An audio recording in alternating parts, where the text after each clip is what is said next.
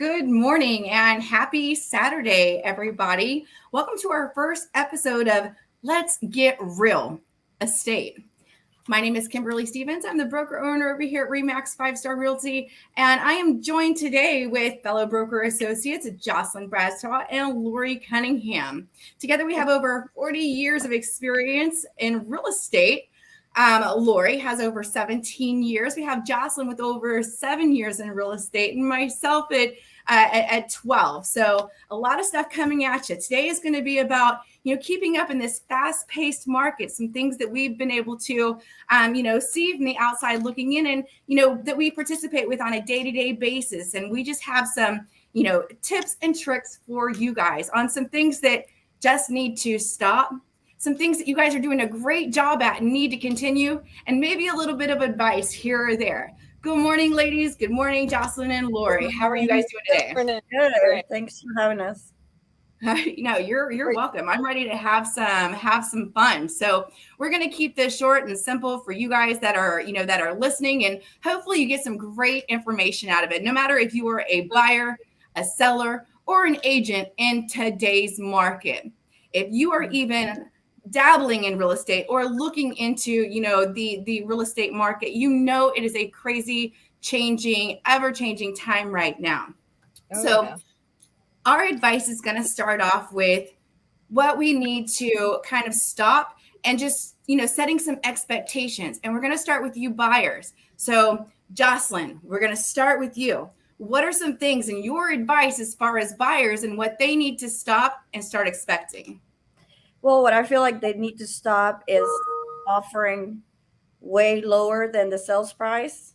And on top of that, asking for a 1-year home warranty and 6% of seller's contribution.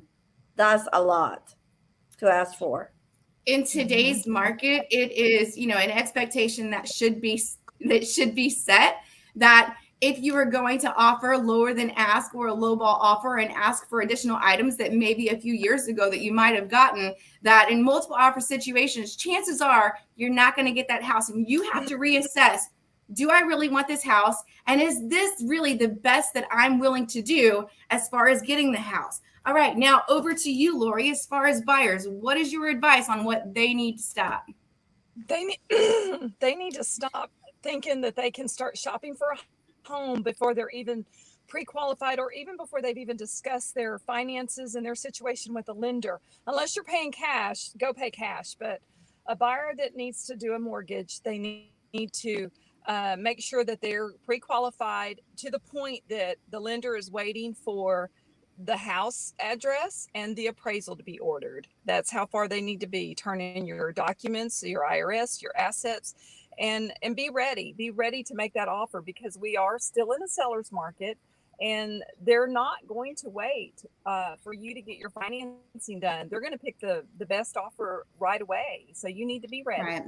And that's going to do a couple of things for you buyers. Not only is it going to show the seller that you're serious, but it's going to set some expectations up front, so you know exactly what to understand and expect if your offer gets accepted. You'll know how much money you'll be bringing to the closing table, which is highly important. And you'll also know what to expect your monthly mortgage payment to be. Because let's be honest, for the majority of the people that I have talked to, it's really not about how much house they're willing to qualify for, because they might say, well, I know that I qualify, but they want to know how much money does that equate to on a monthly basis so they can get comfortable with that amount. So, just back to the buyers in this market, it's not your agent who is not fighting for you, because I promise you, a lot of these, skilled professional agents, they are fighting for you, and they're just trying to set the expectations whenever they tell you, if you're trying to submit a lowball offer in a multiple offer situation, or first days on the market, or less than offer price, they want to get you the home, and they want to set the right expectation that homes are going well over asking price in this market. And number two, sellers are not going to take you seriously unless you have that pre-approval on hand, and you are going to want to know your numbers up front. So we're just going to switch channels real quick, and we're going to talk about you sellers. We're going to start off with you this time, Lauree. What advice would you like to say on what they need to stop?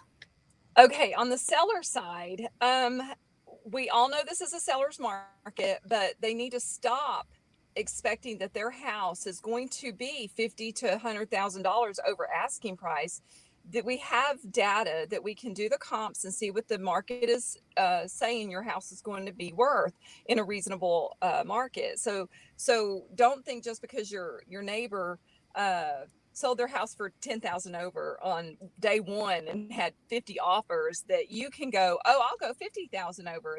That's not how it works. So be realistic and let your agent do their job and pull the data and give you everything that you can expect. That's exactly right. They need to trust that you're looking up the information to best provide to them. And not only that, if you do it that way, your house may not even show. You may have no traffic going, no offers, and that means no offers. Right. So it's really important from the beginning of, just the process for the agent to set the expectation and provide the data so the seller can make an informed decision on how to price their house right in any market, not just in a seller's market, not in a crazy seller market like it's at. It is always important to strategically price your house so you know exactly what to expect. And I'm just going to add in there that, dear sellers, it's okay to push the market. We are in that kind of market right now. We just need to be realistic as far as what happens next and what to expect. So we're not saying don't push the market. We're not saying that, we don't have your best interest at heart. We're just saying we're going to provide you a lot of data so you can make an informed decision on where to price your house for the results that you want. Now over to you, Jocelyn, on sellers. Oh, I feel sometimes that they need to be willing to negotiate all through the process. Sometimes they treat the selling as if it's a divorce. We're not getting divorced here. We're conveying real estate from one person to another. Okay, so with that being said, on negotiations, there are several points during the contract process that you have negotiations. You have upfront, and guess what? Whenever it's multiple offers, that ball is in your court, Mr. Seller, and you get to negotiate as hard as you want. But I think that what Jocelyn is saying is whenever it comes into those next points of negotiation, whenever it comes to inspections and whenever it comes to appraisal, well, hopefully those things are ironed out and those expectations are set prior to accepting that offer. That, hey, it's a great offer, but if it doesn't appraise, what can we reasonably expect from this buyer? Are they willing to go over appraised price? Are they willing to waive contingencies? What is their buying power? Because that's important. Guess what? There's a lot of people who had money last year whenever they were buying, coming in from California, coming in from Florida, and they had all kinds of cash flooding in our market. So we did have people that were willing to go $50,000 over the market and have the cash to back it up. But for a lot of our normal buyers and our local buyers and our first-time home buyers, they just don't have that cash. So if you get that offer, that's great. We just need to know, okay, from the beginning, what is the expectation? And if you know that they can't pay over and you agree that, this is what we're going to accept when that time comes, number one in the process, the agents can agree to do a rebuttal, try and get that value up. Hey, Taylor, try and get that value up. There is a process with it, but those expectations should be met in the middle. And, I think that we all can agree that we believe in a win-win situation. To walk away from that closing thinking, man, I feel great from both sides, the seller side, the buyer side, the listing agent side, the buyer's agent side, because you all got something. And that can be done. And that is the true success story. Now we're going to move on to the agents, starting off with you, Jocelyn. Just please be sure to answer your calls, emails, text messages. Just have an open communication all through the process. Be sure to be transparent with all parties involved. That's so important. That's like main core of the whole process transaction. Communication is so important. And I tell you what, in this market, with as fast-paced as it is, and buyers so just on edge on, are they going to get the house? Are they not going to get the house? Can they even show the house? It's really important that the agents have that strong communication, because if they're unable to communicate with that buyer, the more the time goes by, the more frustration and stress these buyers are going to feel. I mean, and even on the side of the sellers, if the sellers are calling you because they have an important it may not be that big of an issue to you because this is what you do on a day-to-day basis, and you know and understand what to reasonably expect. But your average buyer and seller don't, and they're relying on you. So opening up those communications is so important. And then agent to agent, if you are an agent that is not using a scheduled, showing service, and you have somebody who wants to show your house and they cannot get a hold of you, that buyer is going to be so frustrated, and so is that agent. So we really need, and we understand that maybe there's an opportunity where you are not able to answer your phone, but shoot a quick text message. Have somebody else backing you up to where they're taking your calls. Have a method and lean on your support. Okay. Imagine if the seller, they have no clue that you're not answering your calls to be able to show their house. I would be upset as the seller if my agent was not doing her job to be sure that my house was available to show. So that's very critical. That's, in other words, you have to keep up with the title company, lenders. So because it's outside of being an agent doesn't mean it's not part of your job. Well, and we can turn that right. back on.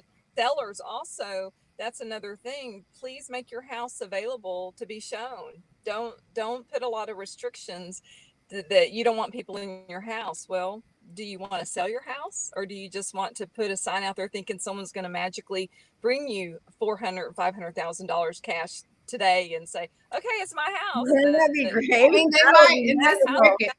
But back to you, Lauree, as far as agents go. My thing was just stop taking everything personally. We are here to do this job. If you're working for your seller, I'm working for my buyer, or vice versa. We're working for their best interests. It's not personal to us.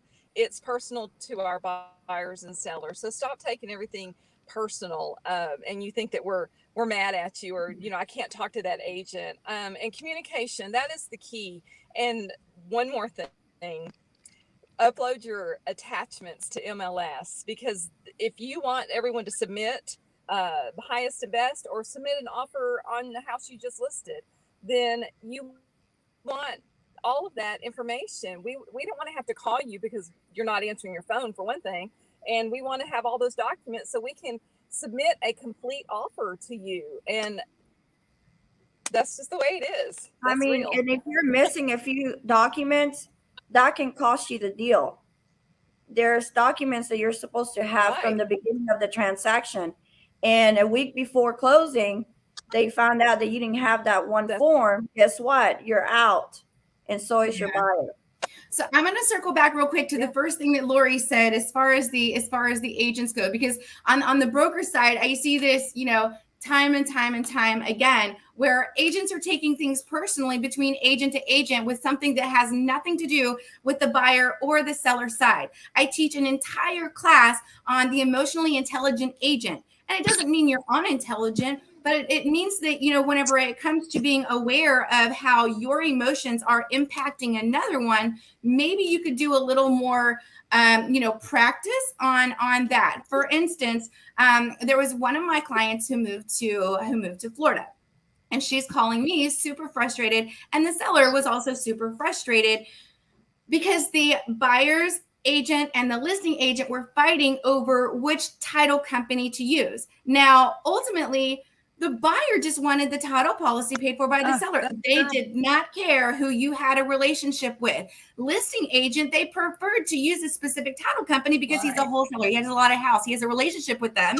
And it is a financial opportunity for him to be able to use that title company. So the agents were going at it. The buyer and the seller both felt it, but it really had nothing to do with the transaction. And it happens not just in those cases, but whenever something, comes up and somebody's taking the whole transaction personally and answering on behalf of their client. And then another thing is, this is an emotional business. Buyers buy on emotion. Sellers sell on emotion. Yeah. And there are lots of times that if the right expectations aren't being set, that they become frustrated. And as an agent, you need to be in tune with not only your emotions and what you're currently feeling and your surroundings and being clear-headed. You need to be aware of their emotions. What are they feeling? Why are they feeling it? And then you need to back up and you need to make sure that just because they're frustrated, that you're not frustrated, that you're not just matching their frustrations and trying to bring them back to, okay, why do you feel that way? Let's address that. Like I said, there's a whole big class on that, but it's happening, a lot these days, especially in this market where it's very fast paced and very moving. And we're going to try and keep that short for you. So we're going to move on. We've talked about what we would like you to stop doing and setting expectations, but there's a lot of great things that you guys are doing out there. Buyers, sellers, agents. There's some of you that are being fantastic out in this market, and we want to say great job to you. So back to Jocelyn, and back on the buyer side. What would you like to congratulate our buyers on for doing today? I want to congratulate them for shopping around for a lender mortgage, and I want to congratulate them for hiring the best agents to do the best job for them. Right. And not only that, I believe you said that you wanted to congratulate these buyers that are on it whenever it comes to getting in their documents on time. That is so critical to closing on time. That's for sure. Yeah. Good job, because that helps make it for a smooth transaction. Yes. All right. Over to you, Lauree. Lauree? For the buyers or the sellers? Buyers. We're on buyers. Which one are we asking about? The way to go. Good job. We appreciate you doing more of this. Way to go. Yeah, way to go buyers that have all their ducks in a row, that have all their lending assets, bank statements, IRS tax returns, everything into your lender, and you're ready to go, and that are available to go see. If you have a specific area that you're willing to live in, and it's very limited, and your agent calls and says, hey, house just came up, because honestly, people, we get up at 2-3 in the morning and we're looking, did something come on the market? Is it new? Is that for my buyer? And if they say, hey, let's go, and you're saying, okay, let's go, then way to go. If you're not doing that, then rethink your priorities. But right. And one of the things that I would like to say to some of you buyers, and good job, is we understand that this is a frustrating market. We understand that you might have to see multiple offers or multiple homes. We understand that some of you are doing such a great job in these multiple offers, going way above asking, waiving these contingencies, and then not getting the home because somebody did something a little bit more. What we want you to remember is it really is your highest final and best, so that if you don't get it, you're okay with it, because you could not or would not pay 1 penny more for that house. But there are some of you that you're doing such a great job, and you just can't compete with somebody that has $50,000 of cash to make up an appraisal, or somebody that can just waive the appraisal, altogether. And that's okay. But you guys are doing a fantastic job. And I don't want you guys to get burnout or to think that it's just you. It's just this market. It is happening. You will find the right home. Just have the right professional by your side, guiding you through the process, and the one will present itself and you will get it. All right. It's so critical to submit the right offer first time. That's why you're looking to your agent. Highest and best. All right. Now on to the sellers, starting with you, Lauree. So, great job. Okay. The sellers are doing a great job of making their homes presentable. They're getting all of their information, digging out their old survey, making things available to the agent. And they're doing a great job of listening to their agent and letting their agent educate them, and understanding the market, and being willing to tweak the price or tweak something here and there, whatever your situation is. But the sellers are doing a great job doing that. All right, over to you, Jess. They're doing a great job by taking care of small repairs, making sure that they exclude anything that does not convey with the property, and making sure that the house is priced right, so that way you have much traffic and lots of offers. Yeah. You know, I'd like to Right. say, way to go to you sellers who are taking the data that your agent is giving to you and really leaning on your agent and trusting them and knowing that they have your best interests at heart and that they are not going to misguide you. Thank you for keeping your homes show ready, because you know, in this market, people really do. They want to get in there where they want to get fast. They don't want to miss an opportunity, and trying to, you know, organize their schedule with your schedule and your schedule. You're just one family, but you have like sometimes 50 families that want to come see your house, and you're doing a great job for the most part on making your home available and keeping it show ready and doing your part, because at the end of the day, whether you're a buyer, a seller, or an agent, it all takes teamwork to make the dream work. Now, on to the agents. Lauree, starting with you. Great job. Way to go, agents. Hey, Jill. For keeping your education and asking questions if you don't understand something in a contract. Great job, agents, for communicating with your broker, your support staff in your office, and really wanting to be educated so you in turn can educate your clients, because that's what we're here for also. An educated client is an informed, educated client makes a happy client. So great job, agents, for keeping your education up in questions. All right, over to you, Joss. Well, just keeping your client's best interest at heart. Be sure that you give them factual information, and then you're able to help them in every step of the way when it comes to inspections and what to expect next. And the beauty of it is that you're able to print out things so they can actually see it on paper versus you telling them. And there's so many tools available when you're on the field, off the field. So make sure you have all those available to you whenever they come to play. That's very important. That's right. All right. I tell you what, there's one thing that we've said throughout this live cast several times, and that's the word expectations. You know, frustrations arise whenever expectations are not met. And that starts with the agent. It starts with the conversation on setting those right expectations. And, you know, what I want to say to you agents that you guys are doing such a phenomenal job on, that I see, and I, you know, just want to congratulate so many people that are doing such a great job in this market. I see them waking up early to scrub homes to make sure that they meet their buyer's criteria. I see them barely getting a bite to eat because they are on the road, driving tirelessly, showing so many homes to their multiple clients to make sure that their clients are taken care of. I see them, you know, making sure that all of the information is available online so agents can get it and, you know, be able to write a clean offer. Agents that are writing clean offers, way to go. We absolutely love to see that as listing agents, because it lets us know that we are going to be working with a professional agent that is detailed oriented and most likely is going to make it a smoother transaction. So many different things. It's hard in this market. A lot of agents are experiencing burnout. And I just want to say congratulations for keeping your eyes forward, your chin up, and going out there into the jungle for your buyers and for your sellers. And, you know, just getting through this market, because, you know, whenever somebody says, you know, hey, how's the market, right? It really depends.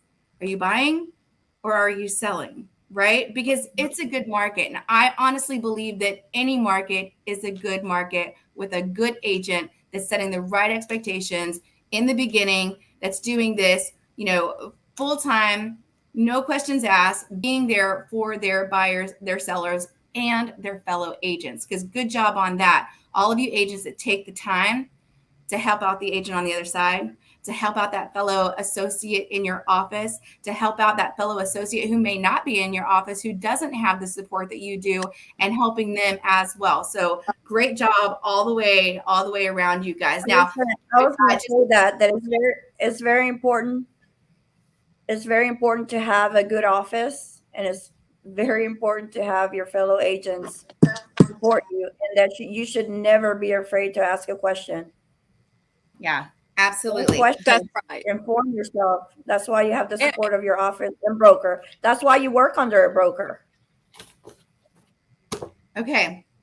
I hope that you guys enjoy the rest of your Saturday, the rest of your weekend. I hope that you go out there in the market with a, just a positive attitude, willing to make the best of it for your clients. If you're an agent, if you're a seller, making it the best experience possible and trying not to, get frustrated. I know that sometimes whenever there's a time that lapses between, whenever you're hearing what's going to happen, are they going to get any offers, to just understand that it's going to happen. It's not a matter of when, it's a matter of if, because any property will sell if it's in the right condition at the right price. So make sure you have yourself a good agent. Buyers, hang in there. It's a tough market, but you've got this. Now, closing thoughts. We'll start with you, Joss. Right. Well, just be passionate about what you do and everything will come through for you. You just got to work hard, play hard. Work hard, play hard. I like it. Lauree, closing thoughts.